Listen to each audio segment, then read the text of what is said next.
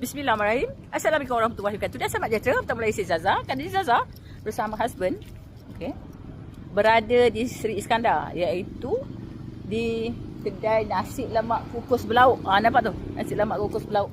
Jom kita tanya penjual kat sini apa yang menarik, buka pukul berapa, tutup pukul berapa, hari apa cuti. Jom kita review kedai.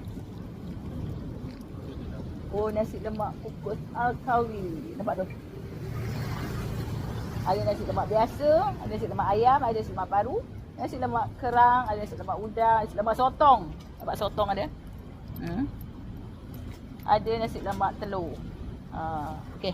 Jom kita tanya dengan penjual kat sini. Assalamualaikum. Assalamualaikum. Tumpang tanya, apakah nama gerai ni? Nasi lemak kukus Al-Kawi. Dia buka pukul berapa, tutup pukul berapa? Kita buka daripada jam 5 sampai 11.30. Oh, hari apa cuti? Isnin dengan Rabu je. Sebab kat sini pasar malam. Oh, sebab dia pasal malam. Pasar malam kita cuti. Maksud dia hari cuti macam hari tahun baru ke? Tak ada, itu kita buka. Perayaan wajib. ke? Itu wajib buka. Kalau raya Aidilfitri pun, raya pertama je kita cuti. Raya kedua kita dah buka. Okey. Apa yang istimewa kat sini? Yang boleh kita bagi tahu kat orang lain? Dan soalnya dekat area sini kita je lah yang berkukus nasi lemak ni. Oh, nasi lemak kukus. Memang panas-panas. Oh, nasi lemak kukus. Oh, nampak nasi lemak dia. Oh. Okey. Lagi lauk dia istimewa dia?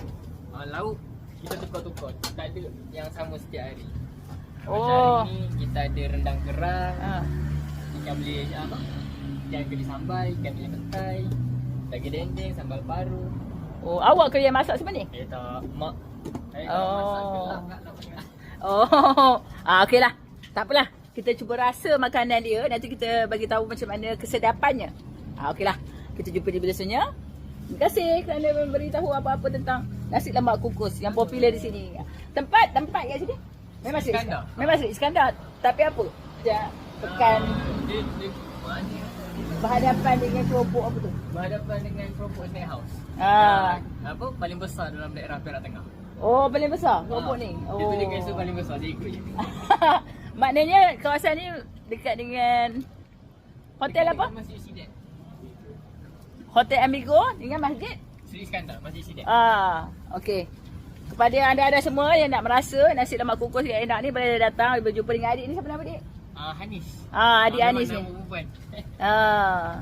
Okey. Ramai orang nama tu. Komen kan? Okeylah. Husband dah ambil.